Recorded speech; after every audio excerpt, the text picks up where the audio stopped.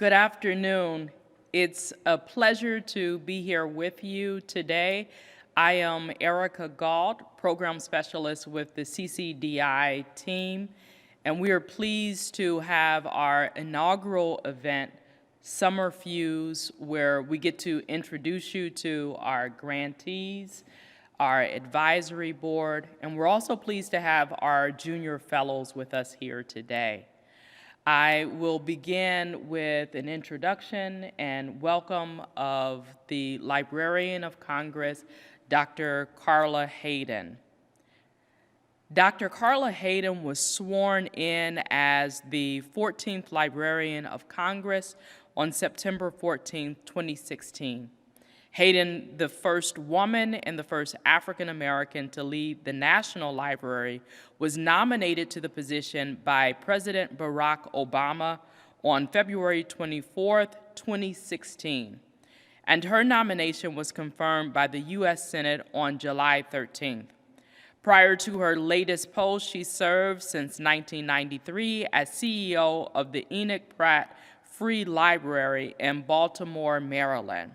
Hayden was nominated by President Obama to be a member of the National Museum and Library Services Board in January 2010 and was confirmed to that post by the Senate in June 2010. Hayden was president of the American Library Association from 2003 to 2004.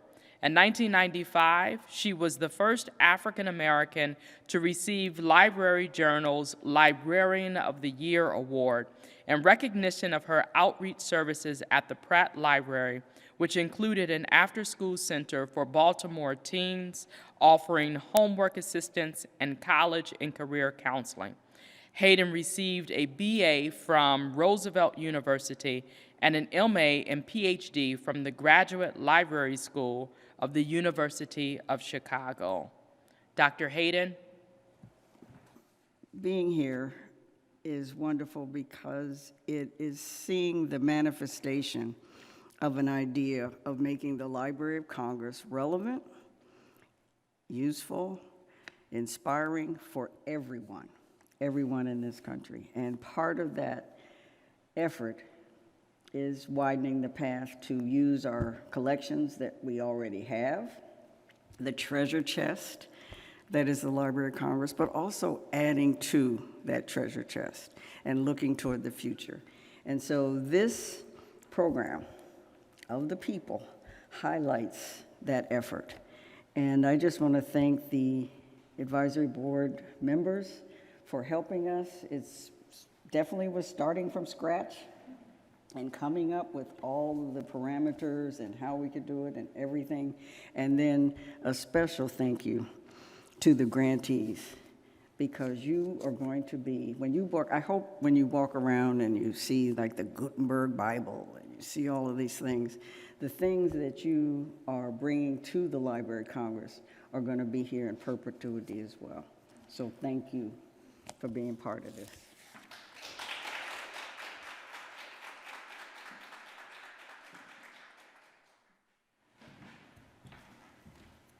Thank you, Dr. Hayden. At this time, I would like to introduce to you Judith Conklin, who will present the grantees for today. Judith Conklin is the Chief Information Officer for the Library of Congress. She serves as the primary advisor to the Librarian of Congress on all technology matters and as a voting member of the library's executive committee. She is also a member of the legislative branch CIO Council and the library's senior agency official for records management. With more than 4 decades of technology experience, including over 24 years at the library, Ms. Conklin was appointed CIO in 2021 after serving over 6 years as Deputy CIO. As CIO, she is responsible for providing the vision and leadership necessary to ensure that IT operations and services are aligned with the library's strategic mission and empower the success of the agency. joining the library in 1997 as a network manager overseeing agency telecommunication systems.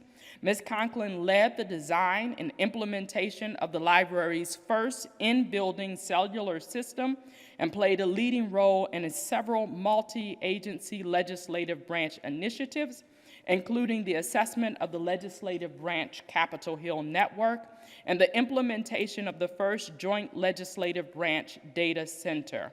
Ms. Conklin began her career in the U.S. Army, serving in progressive technical leadership roles in the U.S. Signal Corps. She retired from the Army as a major. Ms. Conklin holds a Master's of Science degree in Computer Information Systems from Webster University and a Bachelor of Science degree from Indiana University of Pennsylvania. At this time, Ms. Conklin.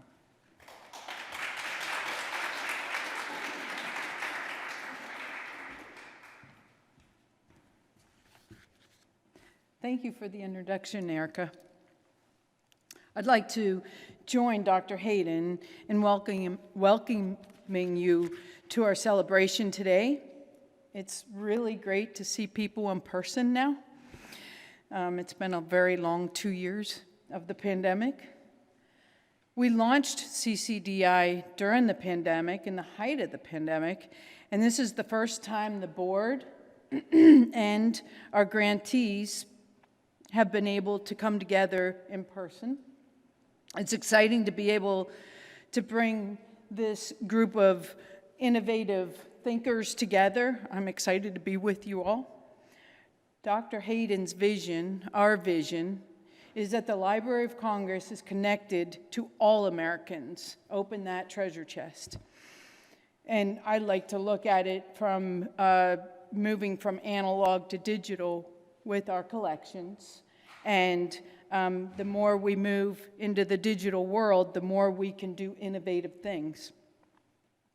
As CIO, it is my job to ensure we have the technology we need at the Library of Congress to make this vision, Dr. Hayden's vision, a reality.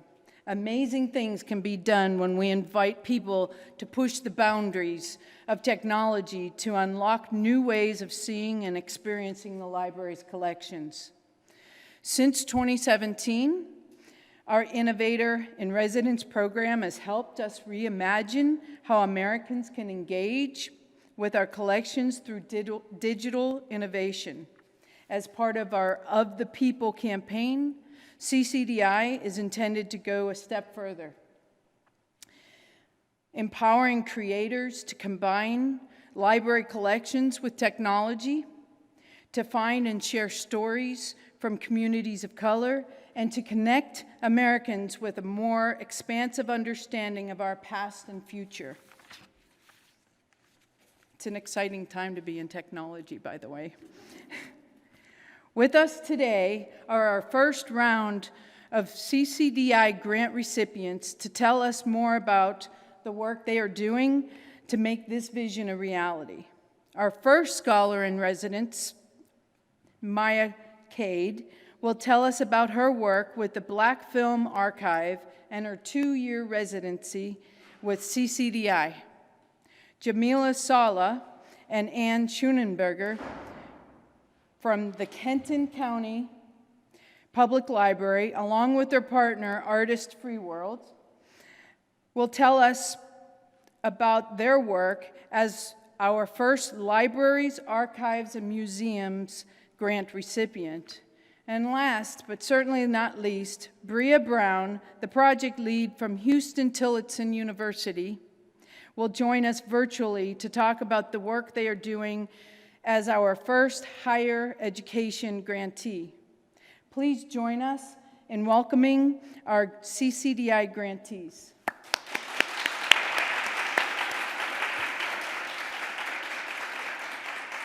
And now, let me hand this over to Maya to get us started.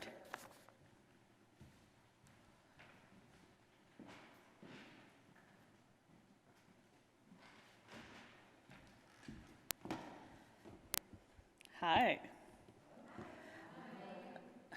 Awesome. Hi, everyone. I'm Maya Cade, the library's Connecting Communities Digital Initiative Scholar in Residence. Woo! I'm overjoyed to be sharing a little bit about myself and my project with you all. Let's start with the project team. My project team is me. I am the creator and curator of Black Film Archive, an evolving digital archive of Black films currently streaming. I am also a fall 2022 program in residence at Indiana University Cinema. Writer, film programmer, most recently I guest programmed for Apple TV, and have an upcoming program with the Academy Museum of Motion Pictures of Arts and Sciences, and am proud researcher. I am based in Brooklyn, New York, and a lifelong fan of all cinema. My favorite film is Powell and Pressburger's A Matter of Life and Death, 1946. Noting this feels especially important to me because it exemplifies two things about me. I'm abundantly optimistic, and I believe love and tenderness, as A Matter of Life and Death suggests, can change the trajectory of our lives. Let's talk about Black Film Archive. My work for Black Film Archive began in the wake of the George Floyd protests and was in response to a growing question among Black Americans. How does the media, especially film, represent our history, and can it ever be an accurate memorialization of our lives? I knew what I had to do. What began as a Twitter thread transformed into what Slate.com calls the definitive history of Black cinema. As the creator and curator of this evolving digital archive, my main concern is centering Black people's film knowledge. And it should also be noted, I am the copywriter, fact-checker, researcher, designer, art department, and director of Black Film Archive. Let's talk about project goals. For my Tenderness project, I have the privilege of building out Black Film Archive with the library's resources. I'll be creating an expansive annotated filmography of tenderness in Black film from early film history to today, finding points of public engagement with the scholarship and creating a short film where I'll be in conversation with Black filmmakers and writers about how tenderness has shaped their work. The desire for this project began long before Black Film Archive was a reality, as I've always seen the world through tenderness and am searching through the archives for tender moments. My working definition of tenderness for the project, as it's seen on screen, is noted gentleness, affection, care, and comfort, whether romantic, familial, community-centered, or with oneself. My immediate goal is to clarify my scope and begin researching with this definition in mind. My greatest hope for this project is for it to be another entry point for Black people to engage with the abundant past of Black cinema. In a moment where Black films are often seen on a rigid binary, I hope tenderness can be a window to deeper engagement with cinema's present, past, and future. But let's talk about my theory in action. Take Michael Schultz's Cooley High, which I describe on Black Film Archive as a slice-of-life film that focuses on the lives of two best friends in the 1960s Chicago North Side, as their life takes an abrupt turn during the last few weeks of their senior year of high school. This film has been a steady influence for generations of Black filmmakers. With my Tenderness project, I also hope to note that the tenderness these two best friends share throughout this film is an impetus for the characters' lives to shift, and as a result, the viewer as well. The Library of Congress's collections gives me a wealth of resources to imagine and dream and find all tenderness can be in the archives. I am particularly looking forward to working with the wonderful team at the Moving Image Desk. I believe that any relationship is a two-way street, and I'm excited to contribute my findings to the library's intellectual life as possible. In the next few slides, I'll provide detailed examples of how the library's collections will shape the future of my work. The French and American Elise Guise Blanchet is known as one of the earliest women filmmakers working. Her 1912, A Fool and His Money, held in the library's Moving Image Research Center as one of the earliest narrative films with an all-Black cast. It gives us a very early glimpse of tenderness between many Black people in film. Spencer Williams's jazz-inflicted late directing career feature film, Beale Street Mama, named after the jazz standard of the same name, is currently held in the Library of Congress's Black Films collection. I would use this film, among countless others in the expansive collection, to construct my annotated filmography of tenderness. The Race, Ethnicity, and Civil Rights on Television News Programs and Films collection offers real-world accounts of civil rights on film. I'm particularly interested in profiles of Black figures in this collection and how tenderness shaped their life. For example, The Weapons of Gordon Parks, shown here, displays a man who walks through life with love as his guide, with his weapon of choice, his camera. In this film, he states his famous ethos: "I can only hope that the weapons they choose will be tempered with love instead of hatred." Thank you for your time. I'd like to introduce the next speakers, Kenton County Public Library.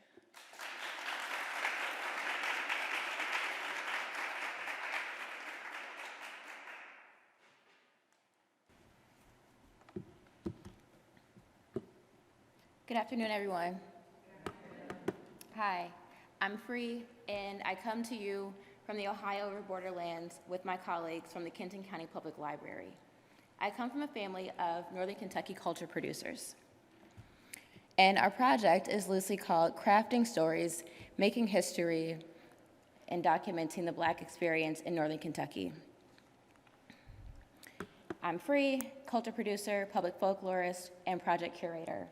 I'm here with Ann Schonenberger, who's the director of the project and digital librarian at the Kenton County Public Library, and my colleague Jamila Sala, who's a resident and community organizer at the Center for Great Neighborhoods in Covington, Kentucky. So where is Covington, Kentucky? It's not in the mountains. It is an urban city in Kentucky. And so as you can see on the map on the left, if you can locate Washington, D.C. on the East Coast, and if you go straight left, you'll see Cincinnati, Ohio, and it sits on the Ohio River. And we point to Covington, Kentucky, which is directly underneath it. This is the land of Margaret Garner, whose story inspired Toni Morrison's Beloved. So when we zoom in on the right, you'll see that it's located in the Cincinnati MSA, between Ohio, Kentucky, and neighboring Indiana.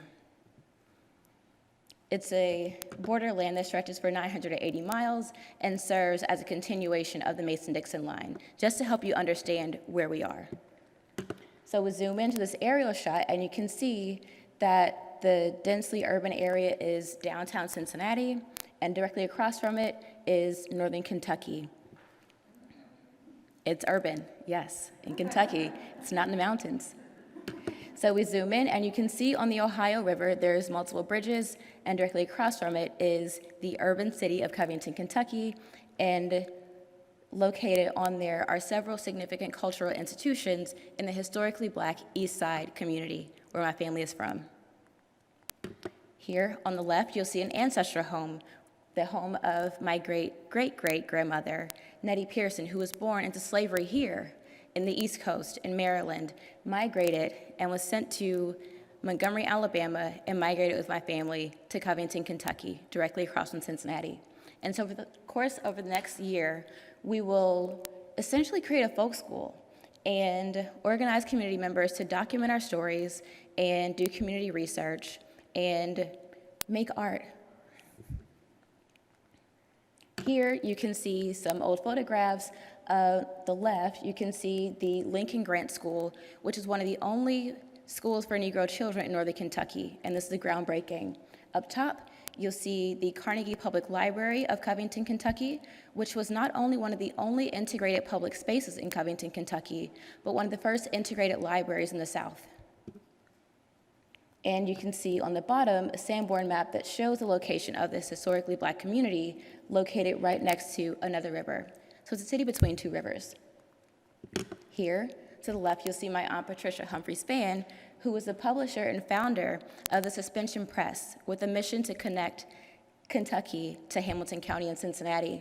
And so what we'll do is continue with that legacy and bring back this community newspaper that helped to share voices in our community by digitizing it, because it has not been digitized. And so we'll use this to connect it with the Library of Congress materials to create and excavate our own resources and stories. And so continuing in that tradition of the Black press, yeah, we'll continue. And so here's my friend Ann Schonenberger, who'll tell you more about how we'll be using the Library of Congress's materials to amplify and make creative stories.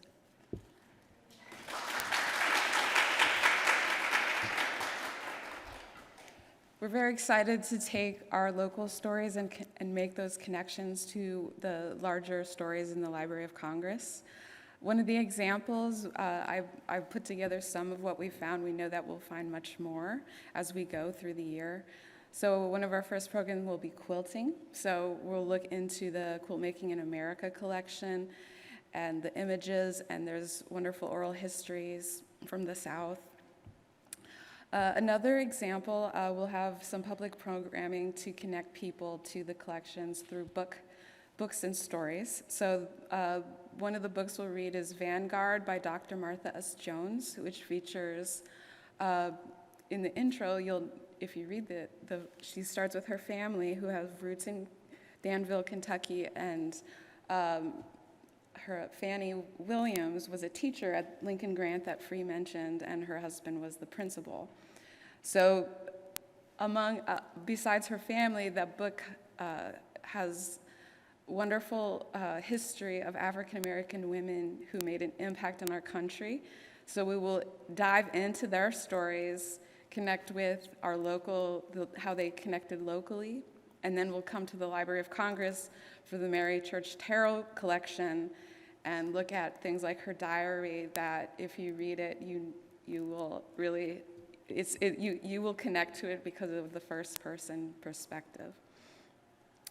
I'm incredibly excited as a public librarian to utilize what the Library of Congress has created already to help us engage with the public, and how do we bring these digital materials to life, get our hands on the history. That is what I'm working toward.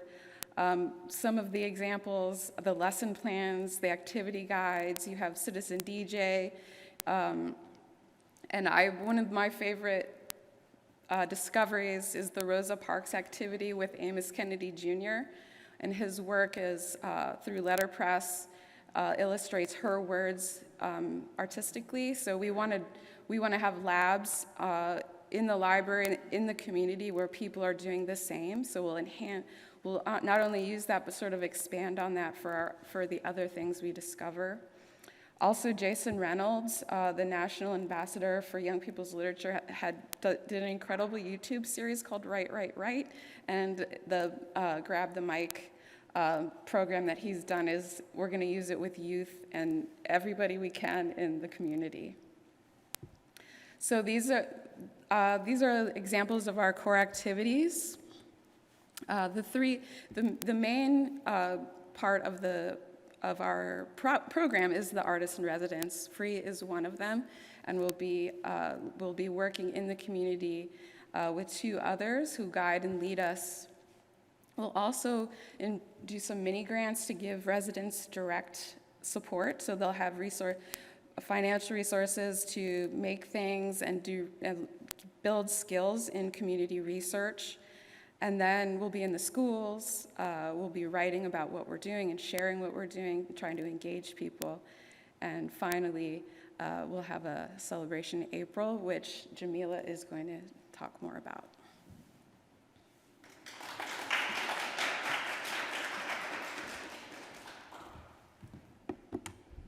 Thank you, Anne. So I am going to highlight a few of the core activities that we'll be doing within the next year. The first activity is our Story Quilt event that will be happening at the end of July. We'll be partnering with an organization called Learning Through Art to spark truth and reconciliation community conversations. We will discuss current events, history, and other topics that the group is passionate about while creating a quilt to tell those stories. Famously, Covington has a yearly event called Old Timers. This is a reunion, or homecoming rather, for the residents and their families across the region and country to come back to Covington and celebrate the community here, in the East Side specifically. During this event, we will have a resident who will have a portable sound booth who will be collecting intergenerational stories on various topics. They will receive a flash drive copy of the story shared, and with their permission, their stories will be archived for others to experience. During all of our community engagement events, we will be utilizing the free to use and reuse collection. This will help us with ease of access and connection with the Library of Congress. This will help people use their strength of curiosity, ask questions, find materials that have meaning to them, and help them illustrate and understand their own story. We will also be having a public library series, so this looks like monthly story spotlights, as well as makerspace activities such as button making, engraving, poster printing, and coding to create memory art as a way to memorialize Covington in the community. We'll also be providing a leadership development program that is held at the 5 public elementary schools in Covington. During this program, we will help identify and build on the children's personal character strengths to aid them in becoming more confident, resilient, and emerging leaders in their community. Each school will create and complete a service learning project for their school and neighborhood with the subject pertaining to oral and digital history and storytelling. Again, in April, we will have an exhibit to celebrate the community and showcase the work that has been done. We will also be recognizing and awarding community members who have and continue to preserve the history of Covington and the East Side. Thank you for listening, and I will turn it over to the next speaker.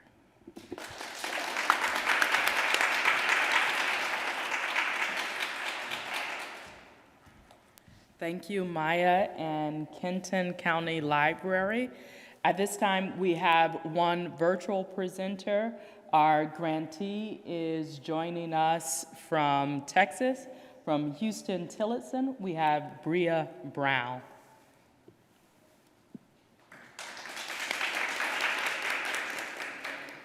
Hi, I'm going to share my screen.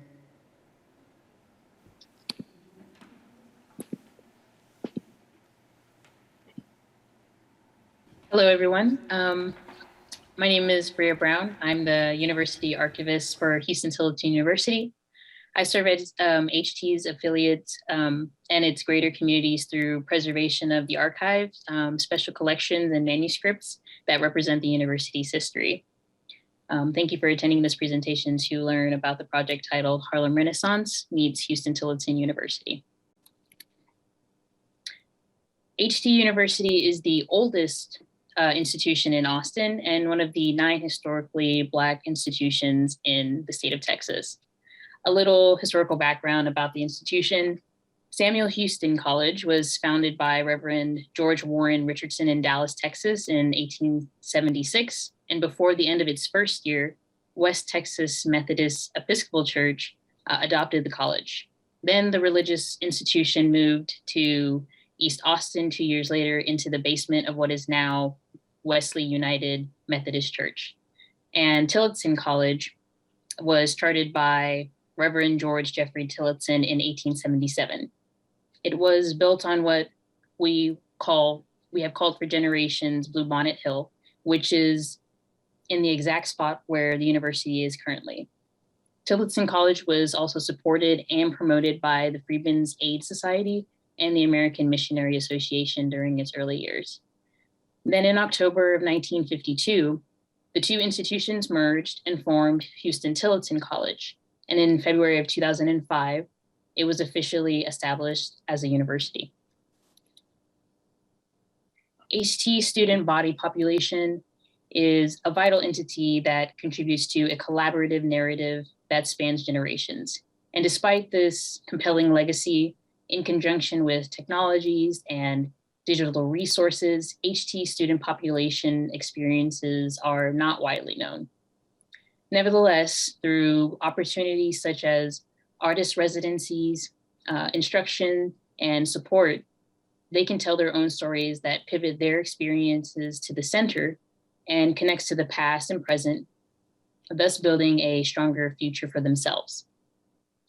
The purpose of the project aims to emphasize the ongoing legacies of Black culture and education in the United States by means of archival materials owned by the Library of Congress and Houston-Tillotson University.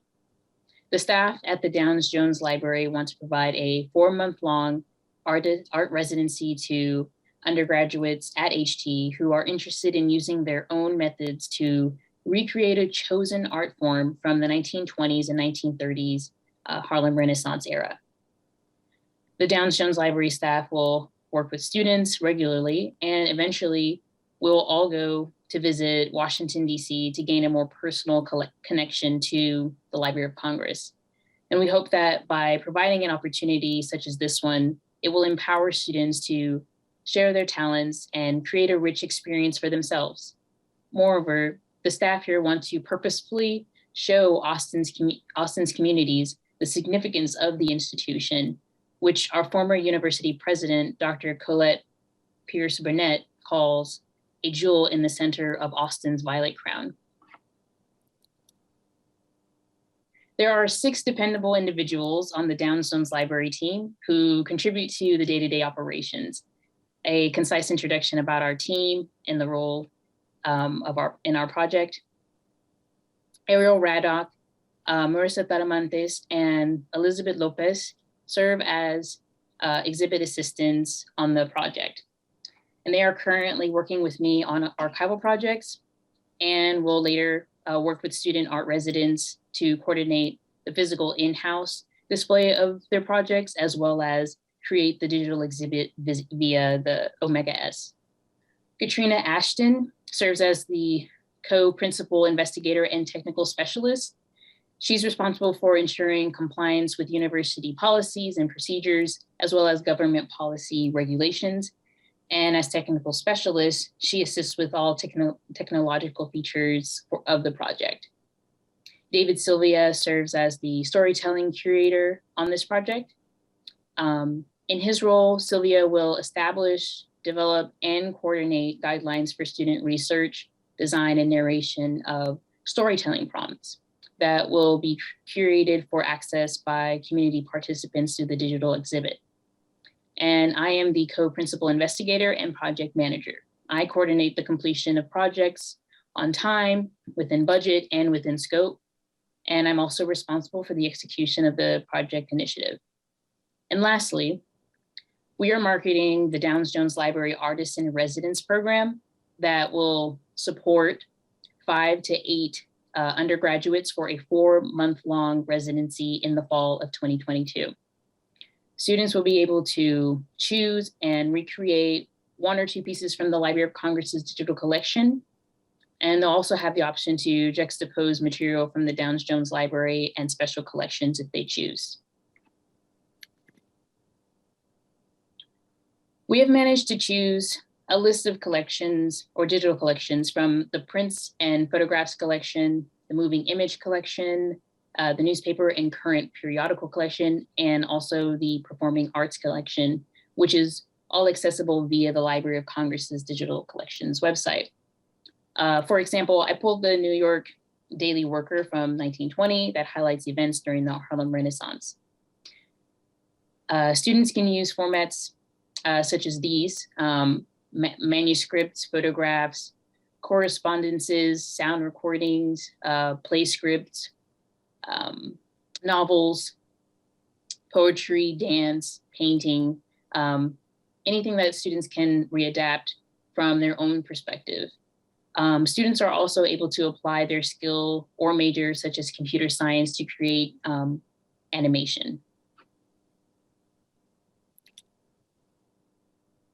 Students are also welcome to use archival materials from HT's archive, such as photographs, newspapers, yearbooks, programs, and manuscripts to complete their projects.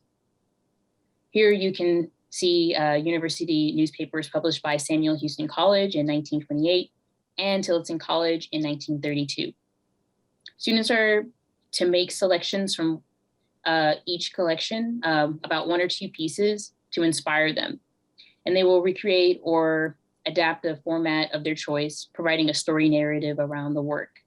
The final project should link the chosen items, the content areas, and the students' perspectives.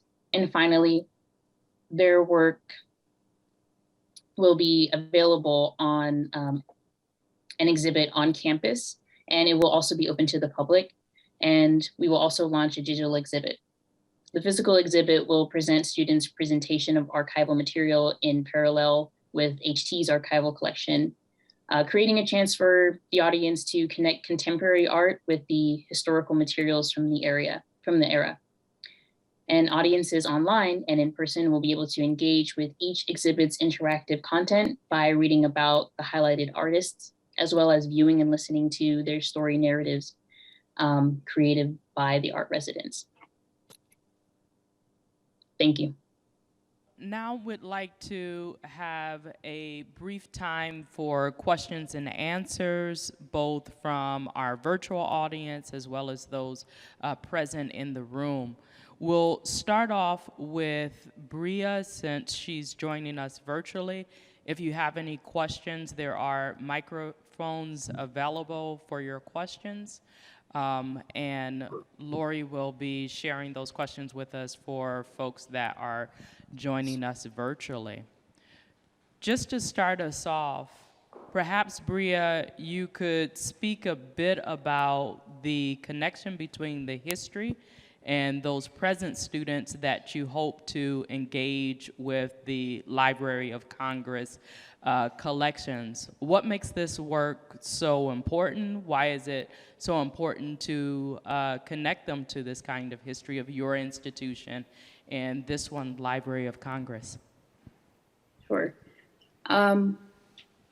Well, HT is the oldest institution in Austin, and given the fact that we have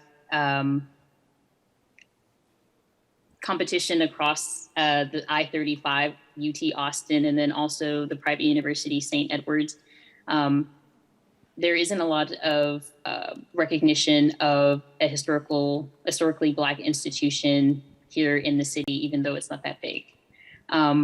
Also, because of the location in which the institution is, which is on the east side of Austin, historically it has been placed here because that is where the Black and brown population was designated after the master plan in 1928 that essentially segregated Austin.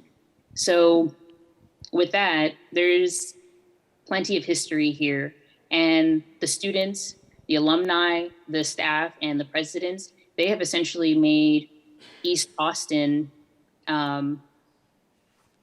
this omega for Black and brown culture. But specifically, it's important to highlight the students who are here now, because everything that reflects in the present day, the students get to benefit.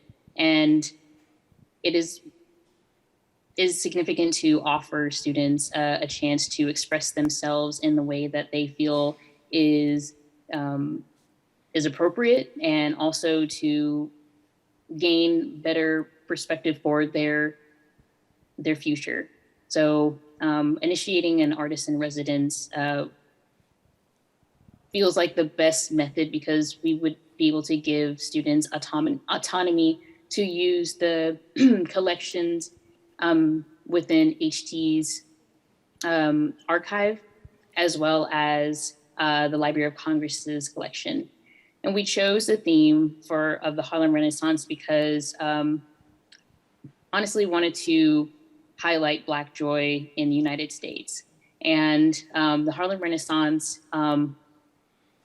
although it was a tough era with segregation and post-Reconstruction, it also highlighted Black figures down from the arts, novels, playwrights, etc., who really emerged during that time. And I really wanted to reflect on what Tillotson College and Samuel Houston College were doing between the 1920s and the 1930s, and then juxtapose that into what students are doing now to highlight Black joy Black excellence, and also education. Thank you. Thank you. Very relevant connections to the past and the present. Thank you. Do we have any questions before we move on? So I'd like to think about some of the very rich ideas that come across in the stories you tell about your own communities, and for you, Maya, in thinking about the kind of work that you do. I guess it'll be good to start out in thinking about Black film as you talk about it. You mentioned an idea that really struck me about Black film having the capacity to change the trajectory of our lives. What does that mean for you in relationship to how you make use of collections or how you're thinking about your own work? What a simple question. I thought I would start out with something simple. Is this on? Okay. Yeah, I think there's a simple, not a simple answer, but I think the answer I can give is really Black film has been seen on a binary lately. I think people often reference the same kind of 12 films, one of those being 12 Years a Slave, and not to say this isn't a wonderful film, I truly think it is, but I think that when we look to the past, we understand that there are more expansive ideas of Blackness that we can glean from. And the past has so much to say, its knowledge is endless, and what it can give to us is endless. So, yes, and that shifts lives. Yeah. Yeah, so we've been dealing with about 12 films, and you would say it's much more expansive. Yes, it really is much more expensive, and I think, you know, from Black Film Archive, my website is turning a year in August. And I think, thank you, something I've learned is that when you give people the tools to untap knowledge without assuming that they have them or don't, but provide them the proper context, they can fly with what's available in the past. And that's really all I see this work doing. And tenderness is a prompt, giving them a new avenue to explore Black film, which I think is essential. What I love about all of you all's projects is they really move us to thinking more expansively about the past and communities that only often get a monolith, or as you say, a binary. And so when we think, for instance, about the work that you all are doing at Kenton, it really provides a diverse portrait of a single community. Can you say a bit more about what energizes you about that work, or what brought you to telling this diverse narrative?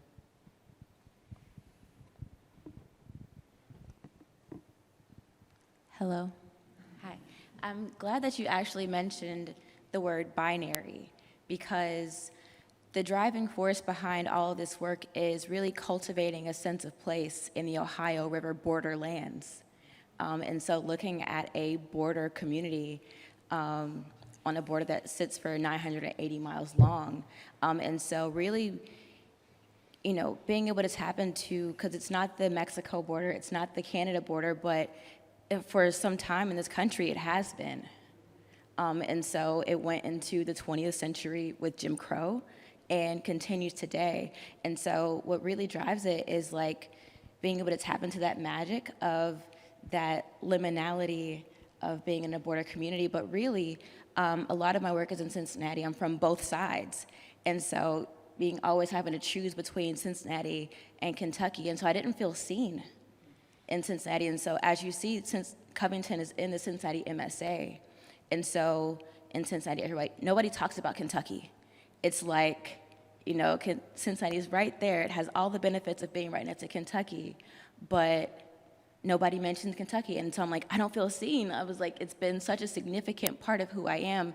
There's so many significant culture producers and artists who are influential in Cincinnati, and nobody knows that they're from Ellesmere and Covington. And so it's this very rich community this one singular community that has been a cultural center of Black life in northern Kentucky, but it's just under a sense of place and feeling seen and being proud. But we're ritual people, we make holidays. Awesome. And Jamila, you have anything to add?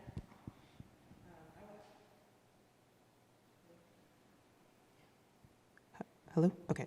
I would like to add to Free Sings like a sense of place and meaning and being seen. I am a Covington resident. I was born and raised there, specifically in the East Side that is historically Black. And growing up, just kind of learning and seeing kind of like how people perceived Covington, positively and negatively. And from a young age, I knew that I wanted to be a part of that in the sense of sparking emerging leadership, right? So not caring about what your status is and who you are in the sense of professionalism, but you have the power to change your community in many different ways, whether you're an older person, a youth, a resident who's been there forever, and a new resident that's coming in for the first couple of years.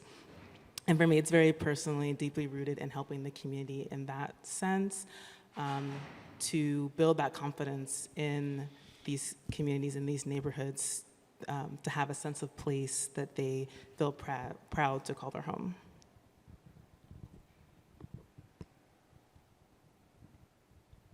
And at the library, we're so excited to be able to partner with the Library of Congress in their the larger effort to tell all the stories. Are we telling all the stories in the community to bring a focus on the African American community within Kenton County is so important, and we're so excited that we have this you know, it's almost like we're given this wonderful support that we can just, you know, beam brightly in the community with this extra, this grant allows that. And so looking at the way that we're working, look at our staff, are we telling all the stories? And that's what our work is from within the library. Thank you. Thank you to each of you, to our grantees, for these very rich projects that you have and for sharing a bit of your journey with us today. To our audience for joining us for this segment.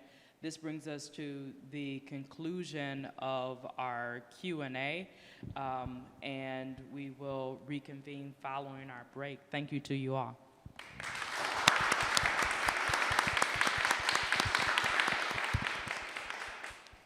Welcome back. We are fortunate enough to be joined by a talented group of experts for the CCDI Advisory Board. They have such a rich set of experiences in their approaches to sites of cultural memory that center the lives, experiences, and perspectives of communities of color. As the library continues to vision ahead, we wanted to bring in our advisory board to dream and to vision with us, looking toward the future and helping us imagine how the library can fulfill its mission in becoming accessible to all Americans. It is my pleasure and my honor to introduce 6 individuals from our 9-member advisory board. On stage, you'll find them from left to right, first being Dr. Andre Brock. Dr. Brock is an associate professor of media studies at Georgia Tech. His award-winning book, titled Distributed Blackness, African American Cybercultures, theorizes Black everyday lives mediated by network technologies. Brian Carpenter is the curator of indigenous materials at the American Philosophical Society Library and Museum. He has worked with over 80 Native communities throughout North America to enhance their access to archival materials at APS. Jennifer Ferretti is an artist, information professional, and Digital Library Federation Senior Program Officer at the Council on Library and Information Resources. Jennifer is the founder and principal of We Here, LLC. Dr. Gabrielle Foreman is the founding faculty director of the Colored Conventions Project, found at coloredconventions.org, and is a founding co-director of the Center for Black Digital Research / #DigBlack. She is professor of English, African American Studies, and History at Penn State, where she also holds a named chair. Baritali is the tribal library coordinator for the Karuk tribe, including the Sipnuk Storage Basket Digital Repository, in an effort to manage, share, and enhance understanding of Karuk history, language, traditions, natural resource management, and living culture. And last but not least, Janet Tom. Janet Tom received the I Love My Librarian Award in 2020 for developing programs at the San Francisco Public Library that transform lives and communities. Programs such as her Death and Dying series, the Chinese Alzheimer's Forum for Chinese language speakers, intergenerational housing, and more brought speakers and attendees together to create ongoing dialogue. We're also missing 3 of our advisory board members. Another advisory board member, Dr. Juan Wu, is listening in virtually. And 2 of our advisory board members, Elizabeth Mendez-Berry and Samit Malik, are unable to join us today. We are excited to have our advisory board members here today to begin a conversation that helps us ensure that the library tells the full story of our country's history and is a place that's welcoming to all. To pull from Dr. Robin D.G. Kelly's work, Freedom Dreams, and I quote, "Struggle is par for the course when our dreams go into action.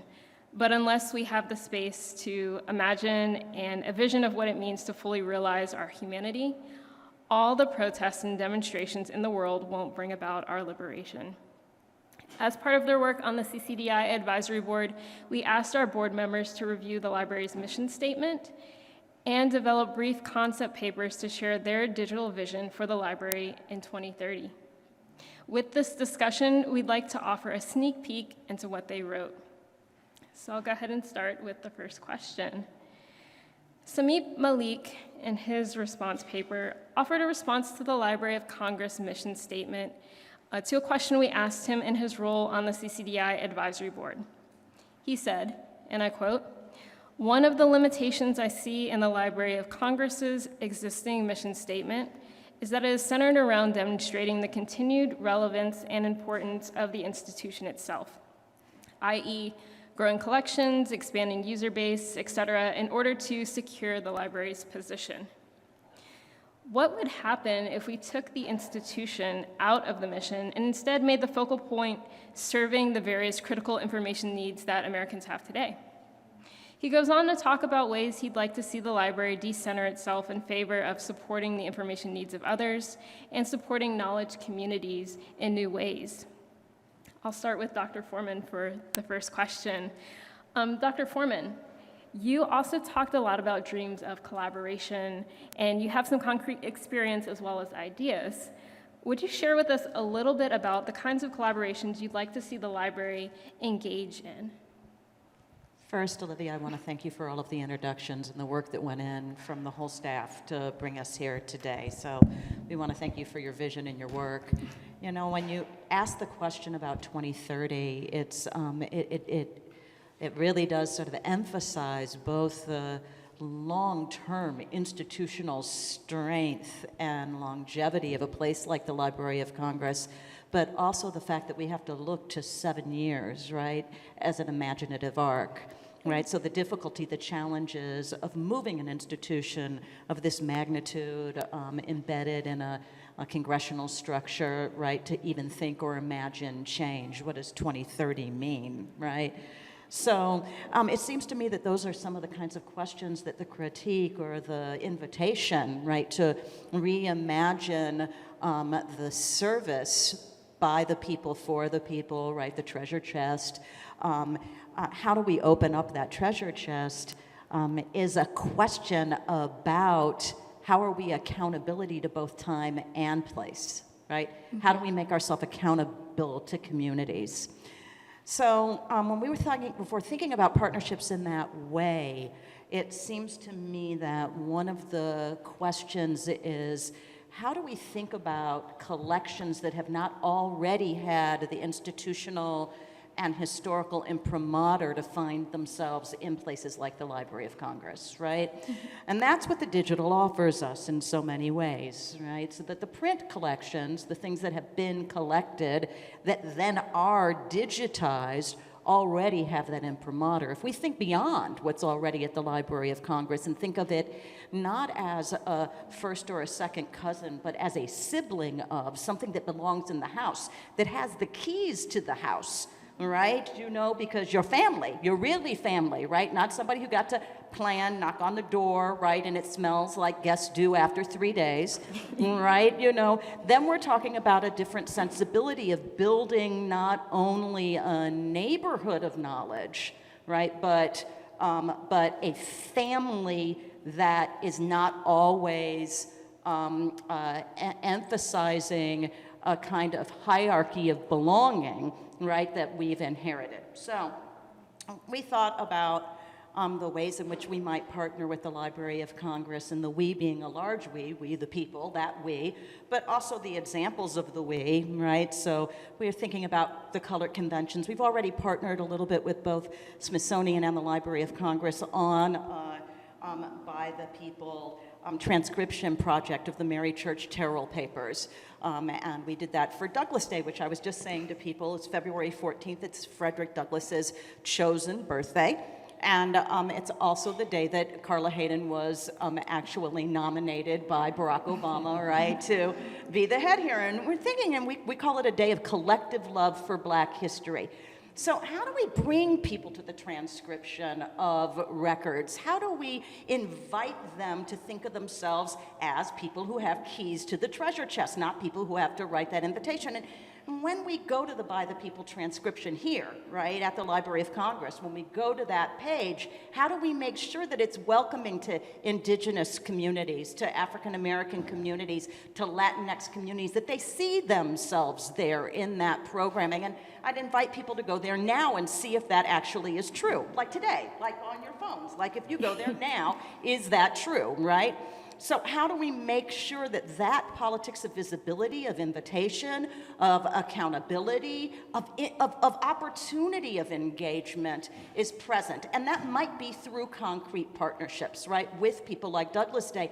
And that brings the strength of the infrastructure that the Library of Congress has, right, to the partnership with other people who can bring those collectives, those networks, right, into the community of that we the people, right? And so I think those are one of the examples that might get us started in having conversations about partnerships and about thinking through the temporal arc of belonging, right? Communities of color, and I think all of us know that sign, like, man, I'm tired of waiting, that civil rights, right? Like, man, I'm tired of waiting, right? And waiting in a moment of political retraction, right, is a different thing to ask of communities of color. So how do we also think, right, yes, we can think about 2030 because we're an institution with longevity, but how do we know how that sounds to communities who've been waiting already for a long time for change? Yes. I love so much of what you said. So much of your response in talking about engagement with communities and ensuring that communities feel like they belong in institutions such as the Library of Congress, I feel that that's so important. And I feel like another aspect of belonging is storytelling, too, helping people find themselves in the stories that are held in the treasure trove of the Library of Congress. My next question is for Janet. In your concept paper, you talked about storytelling as a critical way for the public to engage and to be in dialogue with the library. You referenced StoryCorps as a successful implementation of that. You suggested that the library consider collaborating with an external organization on a campaign you call Find Your Story. Do you mind expanding a little bit on that? Right. Does everyone know what StoryCorps is? It was a successful program that we're in our library, San Francisco Public. They brought in like a physical structure, like a box, and they invited people to come in and sit there and tell their stories. And a number of my friends did. You know, my sister and I, we chatted, and I guess it's in somebody's library. So my thought, and I work at a public library, if I asked anyone who came up to the reference desk, have you ever heard of the Library of Congress? Everyone has heard of the Library of Congress. Have you ever used the Library of Congress? You can use the Library of Congress? I thought it was for scholars. Or isn't it a library for people that work in Congress? And now that Dr. Hayden wants to make the people's library, how do we get the news out? So you have to get the news out by telling people it exists and that you can use it. How can I use the Library of Congress? So my idea was, we talked about stories, weaving. So my idea was to start an awareness campaign called Weaving Your Stories.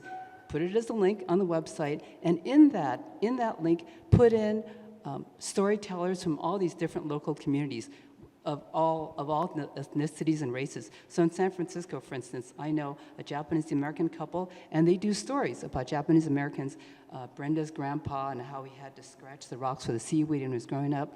And I think that people identify with their own communities, first of all, and then other communities, because people want to learn, and especially, of course, their own. So my idea was, as a public awareness campaign, was to get local storytellers in local communities, and we need to find their stories and put them on the website, and then have a campaign. The American Library Association has campaigns every year, and what they do is they then pass it on to all the libraries and say, here's a little bit of funding, we want you to get this out. So my idea was called Find Your Story at LLC.gov. And first of all, everybody's going to say, well, what's LLC.gov, right? And then, of course, you have to explain it. There's a little bit of a training program, because you have to train the librarians to tell people what there are. So I don't think we need a big, expensive PR campaign or anything. I think we need to go through what we already have, which are libraries, especially public libraries, and start it going.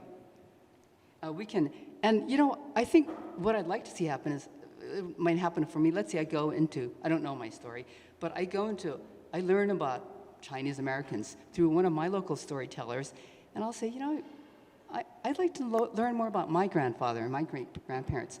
And this will kind of kick off my interest, because I've seen somebody do it, a professional, of course, but it piqued my interest. Then I'll go to my public library and get more information, and then it'll lead me to the Library of Congress, because they might have materials about my ancestors. So this is my idea, to get it out there and to create an awareness campaign through weaving stories. Thank you.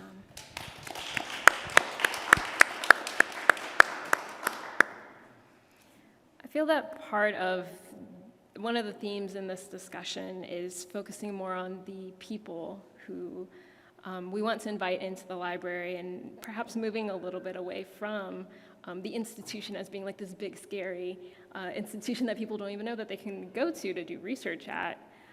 My next question is for Brian. You also have some experience in trying to decenter institutional priorities and recenter an organization towards broader expertise held outside of the institutions where some of these cultural records are held. Do you mind speaking to some of those experiences? Sure. So this concept of an institution like where I work is similarly an old institution that has a large building with columns in it that can look imposing and unapproachable to lots of people, even when it's trying to express prestige, but not always. It has this confusing image that it presents out to the general public. I find that in places like that, whether it's there or at any library or archive, there are instances happening all the time, often through great struggle to get through and access, of people doing this incredible energy surrounding the use of the materials. And we can, in an institution, understandably but wrongly think that we have something to do with that. But it's really not. It's between the materials and the people using them meaningfully. And often the institution is the last that is clueless to this, that this is occurring. So I can share like a couple small examples. I got a reference request several years ago where someone was writing and saying, I'm from the such and such office of this First Nation, and we'd like to get digital copies of those photographs that you sent to us back in the 90s and that we printed that book about.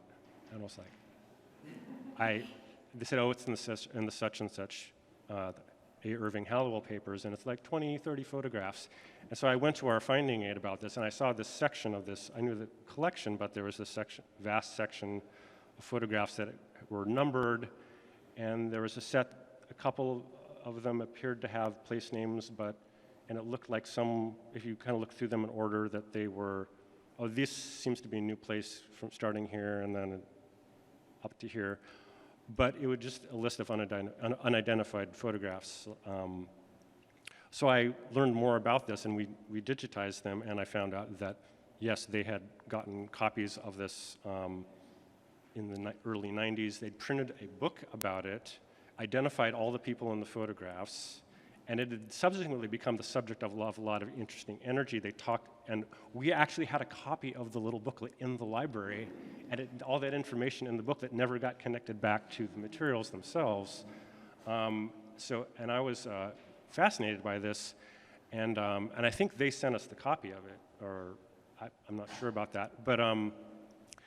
But then that had subsequently become, they were now getting back in touch because the use of those photographs was useful to an application of ensuring beneficial land use and water use at this particular community. And here we were sitting and thinking, oh, we've got this collection here of these photographs, and surely someone will come to us and use them, and then we'll say, here you go, and now you can use them. But all of these things had been going on, and we were the last to find out about it. So what are the mechanisms that make it not where those connect? We had been last to find out about this. And part of it was this approachability thing that Janet's talked about and Dr. Foreman talked about. Another example, we work with this Native nation called Little Traverse Bay Bands of Odawa Indians, which is in northern Michigan, and we started working with them about 10 years ago, and one of the things they said, oh yeah, we've been working with APS collections since the 90s. Actually, we used materials from your library to get our federal recognition reinstated through congressional legislation, which they were the first tribe to get their status reaffirmed through congressional legislation using archival materials. That's a novel use of things that we had never heard about. And so from hearing, and they proceeded to tell us all these other things about stuff that was in plain sight in our collections that we didn't know about. And from talking to a variety of places like this, there's this kind of refrain. People will say things like, oh yeah, we didn't tell you that because we didn't know you were interested. In various forms. And at various periods, it may have been true that we weren't interested, but even if you are, then people may not know about that. And all of these uses are things that people did in periods where they had to do it through to get through a lot of walls. In a lot of cases, they had to go through third parties. Even when things were accessible, they didn't know that they were approachable. So those are just stories of people who got through that. There are all of these other instances of this potential highly relevant use of materials that's not happening because of these approachability issues, accessibility issues. So I think the art for institutions is to see,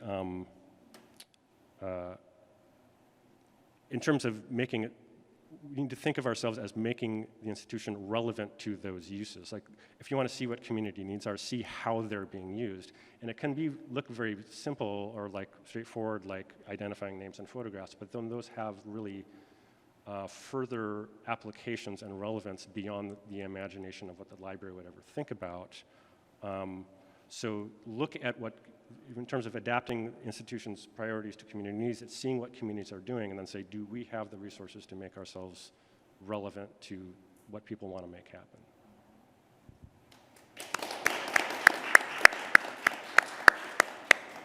Thank you, Brian. Thank you, Dr. Foreman. Thank you, Janet, for your responses. I'm going to take a moment to pause and see if we have any questions from our in-person audience or from our virtual audience.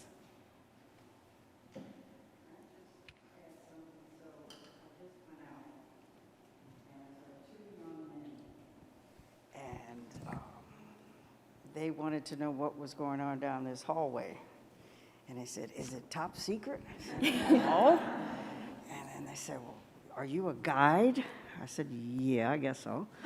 I said, but it's about digital collecting and doing all this stuff. I said, come on down. And then I gave them this, and they were like, wow. And then they looked at the program and all the people. And so 2 young African-American men, guys, teenagers, really, were just like, oh, September 30th, that's the application. But just to know, just being able to have this here at this time, I just have to thank you again. I'm not going to cry, but I'm going to thank you again. Just wanted to tell you that.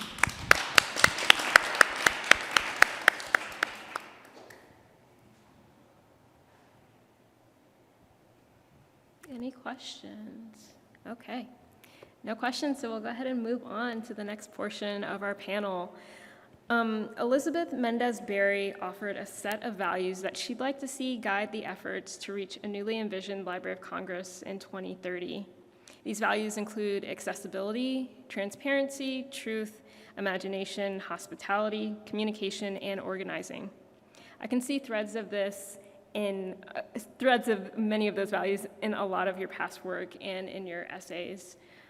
My next question is for Jennifer. You've talked about ways of understanding access and accessibility. Would you mind talking a little bit more about that here? There we go. It didn't sound right to me, so thank you. Is access to information and information ethics. So that is concerned with who has the right to what information and how. Also, access to digital technologies. I mean, it's great to talk about digitization and what's online, but certain populations don't have access to phones. As we talked about at lunch, public libraries giving out hotspots is great, but if you don't have a device that connects you to the internet, you don't really have a use for those hotspots. And then access to the profession, which is something that I'm deeply concerned with. As somebody who never wanted to be a librarian because I didn't know what librarians did.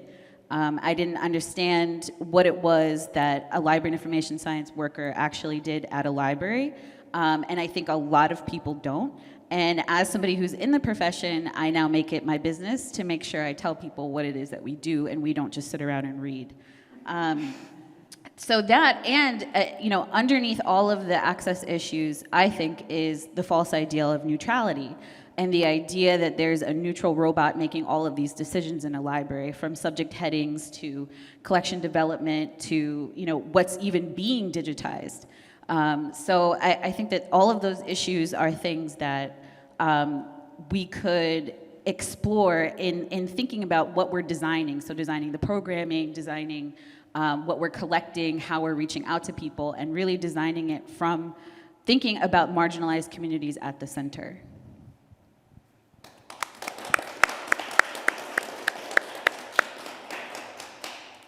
And Dr. Brock, you've also talked about accessibility, and in particular for your paper, could you talk a little bit more about the vision that you were describing in your concept paper about accessibility?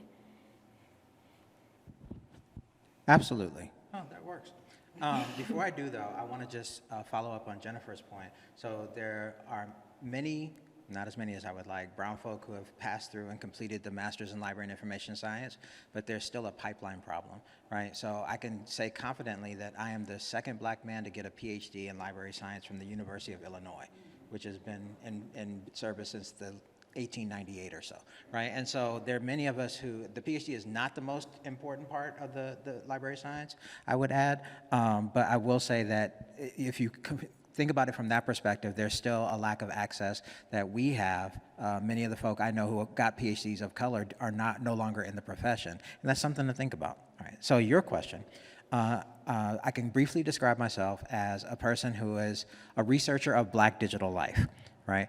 And it's always interesting to me because I came up on digital divide research, which said that Black folk lack material, financial or technical literacies to access the digital. But what I found across these last 15 years of work is that Black people are acutely aware of their information needs and behaviors, particularly when it comes to online stuff, right? And so in that vein, I see myself in my current work right now as almost a curator and an archivist of one of the largest living archives of Black life right now, which is Twitter, right? And Twitter, I argue, is not a community.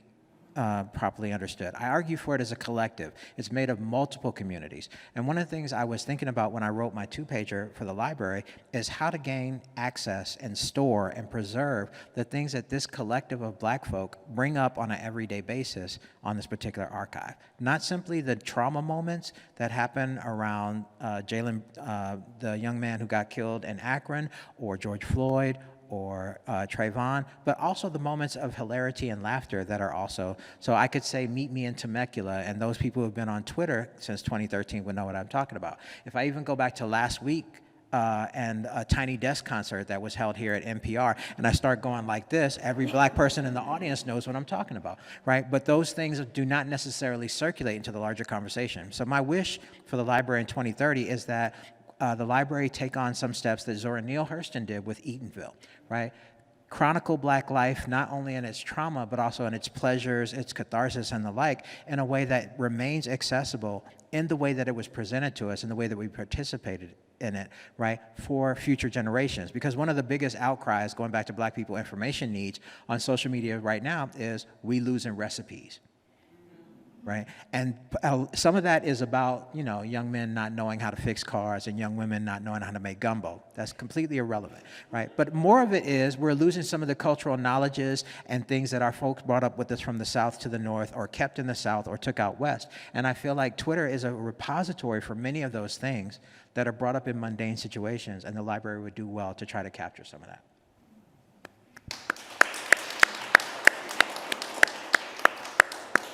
Thank you, Dr. Brock. Last but not least, I have a question for Barry. Elizabeth also talked explicitly about communication and hospitality as values. Do you mind speaking to the importance of connecting communities with information and methods of making that information more accessible to them? Well, I think particularly, is this working? Okay. During COVID, it was super important for people to be able to communicate not in person, and also specifically students and the education community. So I think that it's super important for people to be able to connect with collections, and also it's important for their sense of belonging, and I think it's important for people to connect to place and time and all of those things that are available through those collections. I think that's it. Thank you. Thank you, Brian, Dr. Brock, and Barry, for your responses. I'll take this time to pause and see if we have any virtual questions or in-person questions from our audience.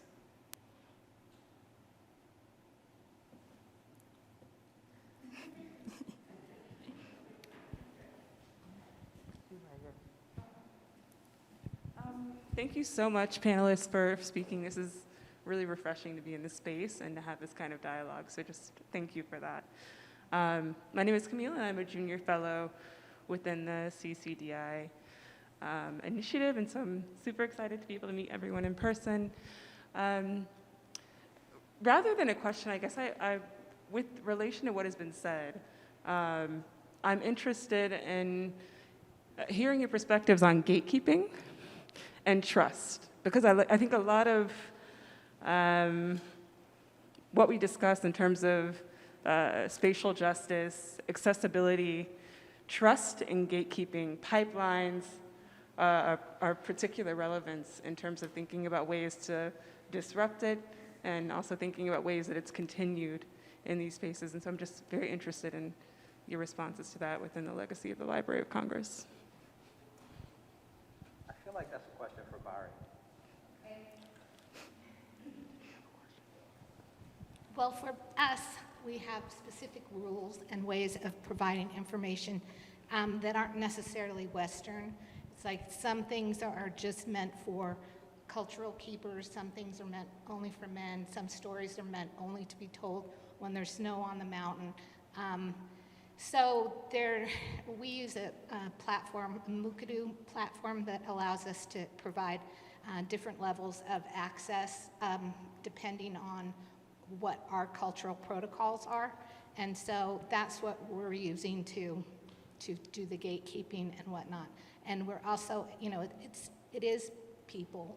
And so when I get a request for membership or into our digital repository, I usually Google the person and find out, just because like I don't want people to use things for commercial purposes, and I want to know kind of why they're searching and what they're looking for, and find out a little bit more about the person.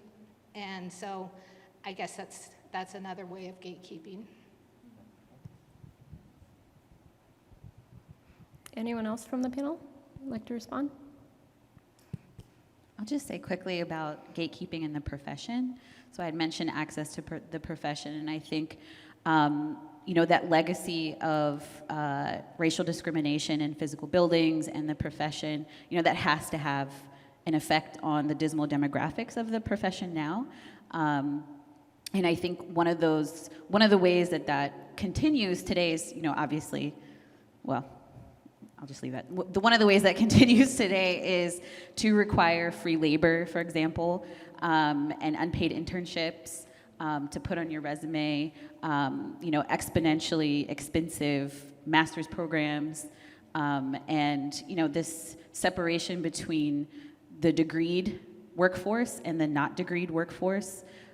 So I think that at least, you know, through We Hear and the work that I do there, you know, people are just not trying to hear that anymore. They're really working to change that gatekeeping so that they can provide more access to other folks that come into the profession.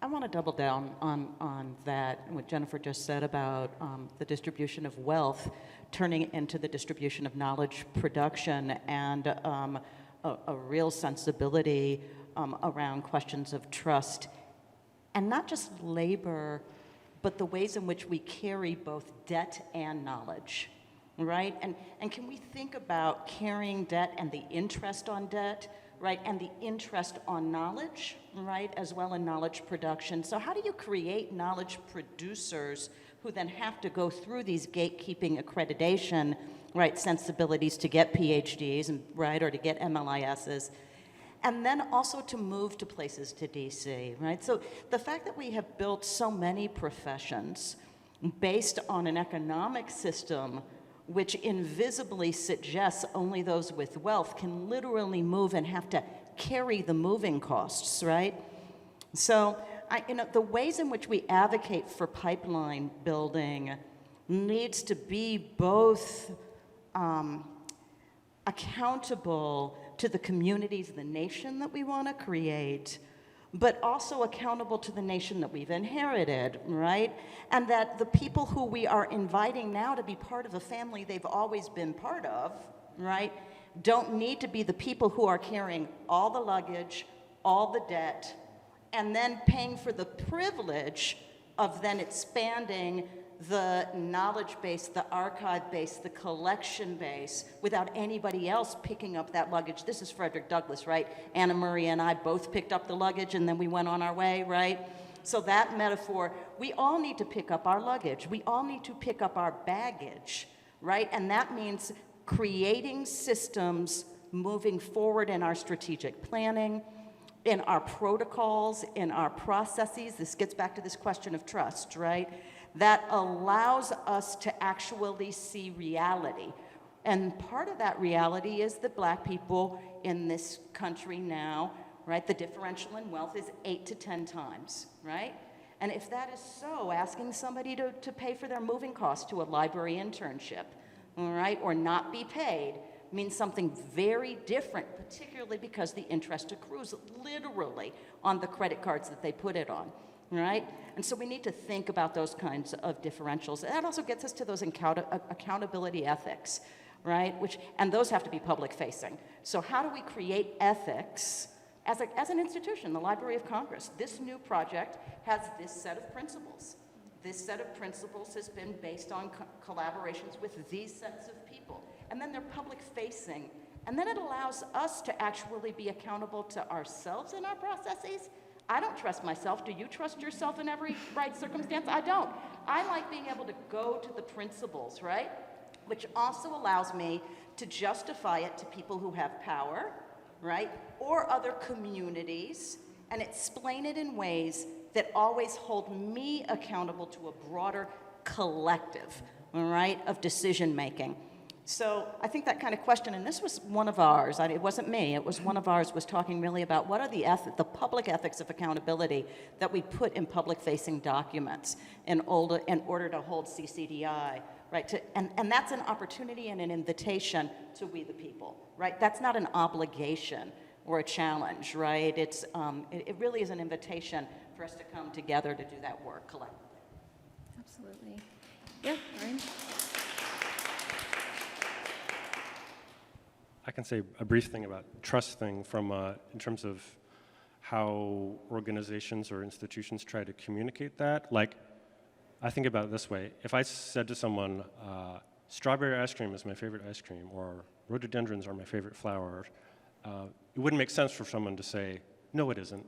You know, that's something but if I say, I'm trustworthy, that is something that they decide. That's not what I say. So for institutions or organizations, it's the same way. Institutions can make a mistake of saying, hey, we're trustworthy, we're reliable, we're honest. The thing to do is to act in a trustworthy manner that you believe to be trustworthy and say, we are acting in this way because these are values that are important to us, but then fundamentally it's your constituency, the people you're trying to work with, who tell you whether you are, and that's where the accountability comes in, and checking in, saying like, and if they say, no, it's still not working, then, well, then what do you do? Thank you. Absolutely. We have one more question, I think. Oh, yeah. Okay. I just wanted to thank the panel for this conversation. As a recent graduate with my MLIS, these are the sort of conversations that like I'm just so passionate about, and I don't always hear them in library spaces, but I think that there's like a sense of urgency to them. Something that was brought up that I'm personally very passionate about is the concept of neutrality and like abolishing neutrality in librarianship. And I noticed that sometimes there's like different reactions that come with it. Like sometimes it's like treated as this sort of impossible metaphor. Other times it's seen as like an existential threat, which I find itself to be very telling. I wonder what it would look like if we reframed it as an act of love, of like radical love and radical honesty to the communities that we say we serve. And so just like an open question, I wonder like what would it mean to abolish or move away from neutrality? What would it look like? And sort of what are the mechanisms for that we could potentially move in that direction? Yeah.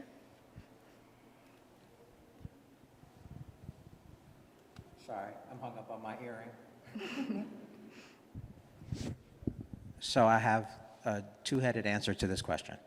The first one is citing my guy, Victor Ray. And Victor Ray writes about racialized organizations.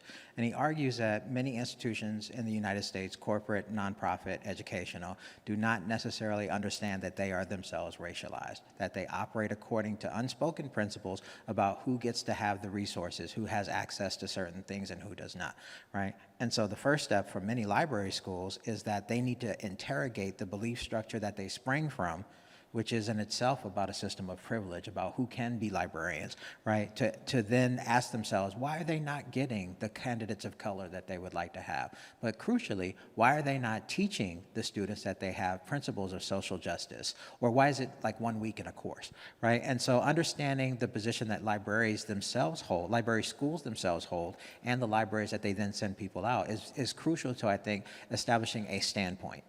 Right? And that standpoint is super important to me. It illustrates a lot of my current work because I argue that if you don't understand where you're coming from, you never know where you're going. So what does it mean then for the Library of Congress, which was founded in part by the Constitution, if I'm correct, right, to be also part of a document that codified the bodies of black folk as 3/5 of a person, right? At what point do you then have to separate yourself, to disambiguate yourself in order to understand that you are still upholding the institutions that founded this nation, which were themselves flawed? Women couldn't be citizens or voting.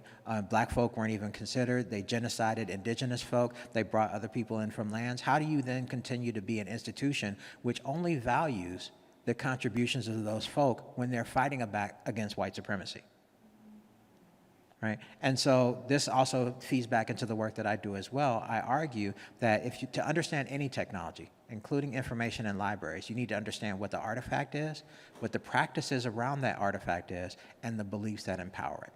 Right? So what beliefs power our understanding of what information is, or what a library is, right? And so this is a slightly different perspective than Victor's, right? But I argue that to understand the use of any technology, including the text that we have here, multimedia, print, or otherwise, we also need to understand the context in which they're deployed and understand who they're deployed for. So why do you have narratives of indigenous trauma, of Latinx erasure, right, from census documents, of black folk as former slaves contributing to the Public Works Project, right? Where are the other celebrations? Like, what is the origin of the rhymes that power Double Dutch, right? Why must we consider the failure of the United States to repeatedly honor treaties for sovereign indigenous nations?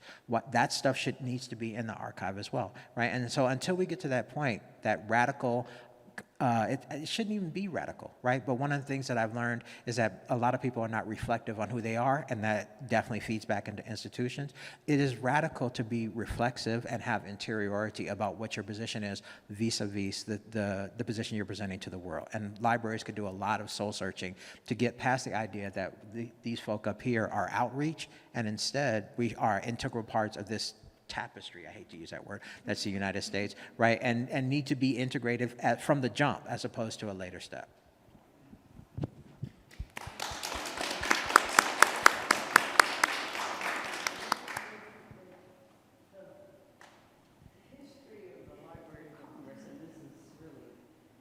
Helpful as the Library of Congress moves forward, is even more complicated.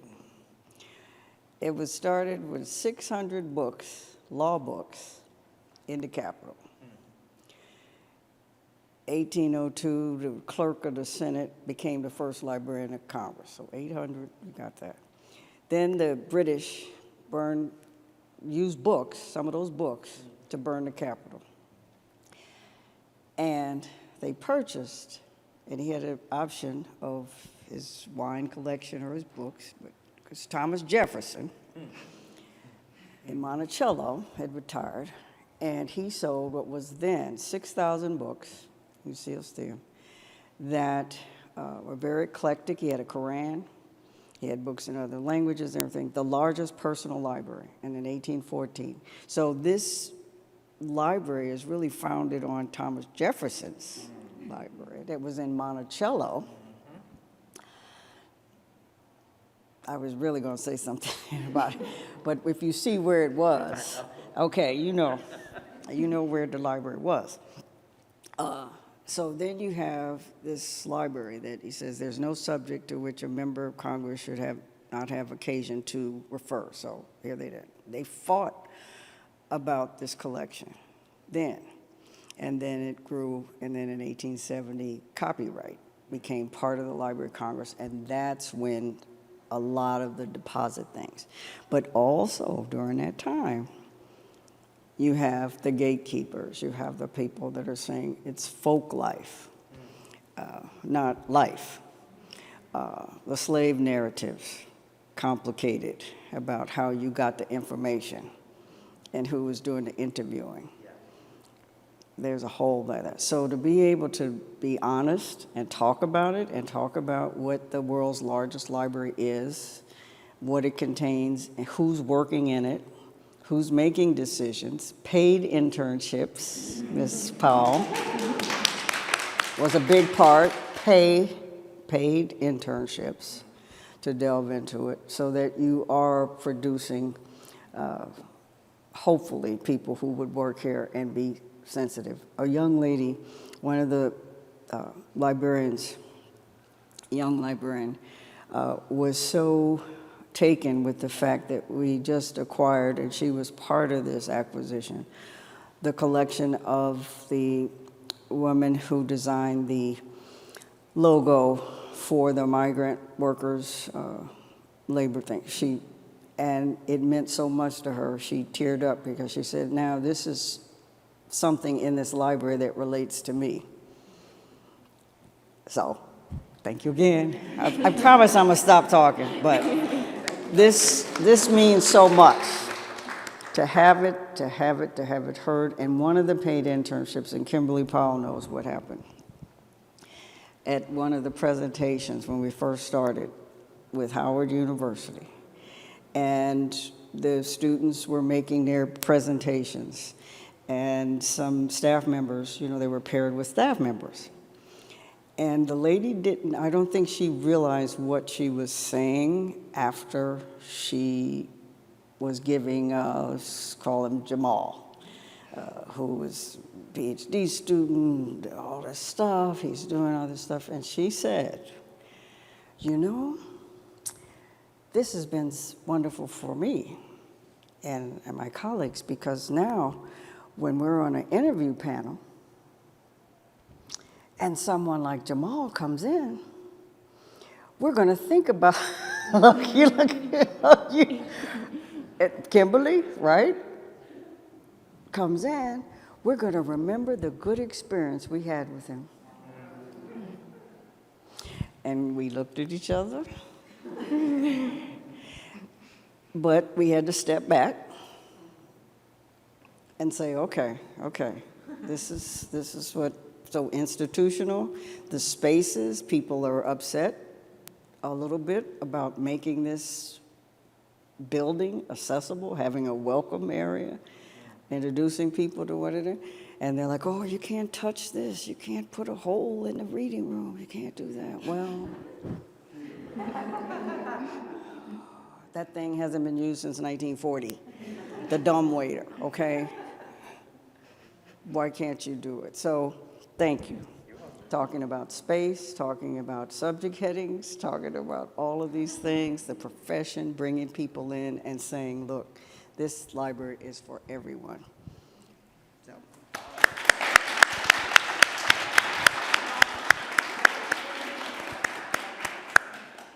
Thank you, Dr. Hayden, and thank you to the advisory board as well for your time and for this lovely conversation. It was fantastic. Oh, a question. We have another question. Question from Abigail. With regard to the amazing ideas and critiques from the advisors, in addition to supporting grantee projects, is there also an explicit goal to document gaps in the collection, types of use that aren't yet supported, and other barriers they encounter? If so, how? And is there also a commitment to collections and access work based on those findings? To anyone on the panel. Yes.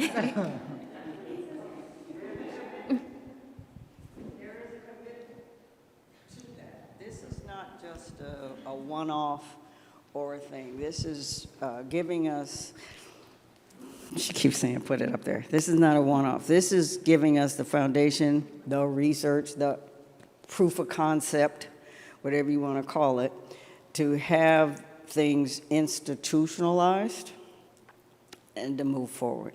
So there is a commitment to make sure that this continues and is part of what the Library of Congress does. So, and this is taped or will be out on the Twitter sphere, though I do want to find out what that means. I don't know. I think I'm the only person that didn't know what that meant.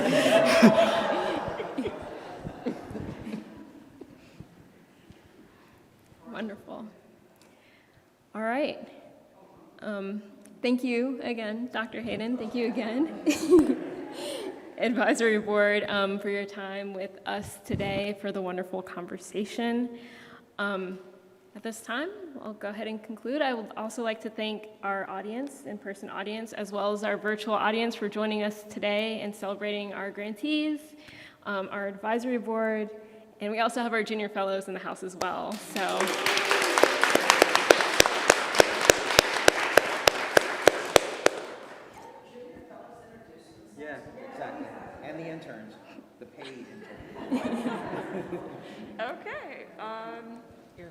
Hi, my name is Camille Dantzler, and I'm a recent graduate of Howard University.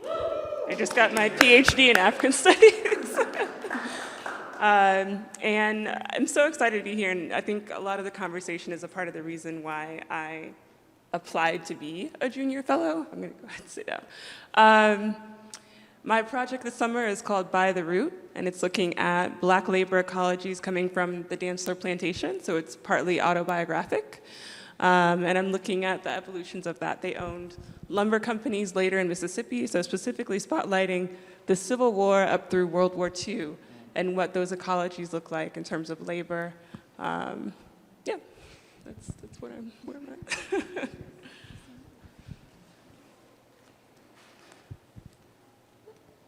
I know the earrings, right? Hi, I'm Gazelle Ghazi. I recently graduated from the University of Oklahoma. My project is focused on the Persian rare language materials collection, and I'm looking through Persian calligraphy, poetry, and miniature paintings, and exploring the different kinds of love that manifest, and how poets and artists have been in conversation with each other. So I'm really excited to be here, and thank you all. Hi, my name is Megan. I'm in the higher education project for the Junior Fellows Program, and I'm looking at the Japanese American internment camp newspaper collection and focusing on the student relocation policy, which allowed people incarcerated in the incarceration centers to leave in order to attend university or colleges. And then talking about the different communities of support that focused on helping Japanese American students at the time, and how we can look at those to recreate community support as well in higher education. Thank you. Hello, my name is Alondra Ceballos. I am currently working on a project that depicts the Mexican population in San Antonio, Texas, and thank you so much for your presentations.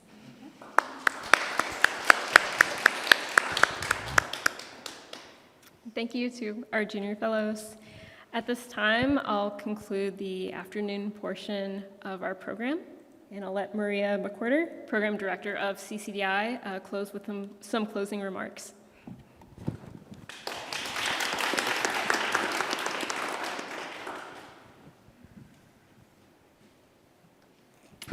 All right, good afternoon, everybody. I feel like Dr. Hayden. I'm over there just like trying to fight back tears just because this has just been so incredibly loving, so generous, a combination of just people coming together, Erica, Olivia, Lori, who's off stage, just pulling this together and making it happen, as well as folks in labs and DSD. And just library-wide just made this happen. So I'm just incredibly happy and excited. And again, just want to thank everybody for coming. And CCDI, this is just the beginning for us, more to come. So please stay tuned on our website and on the blog. Thank you again so much. Oh, thank you.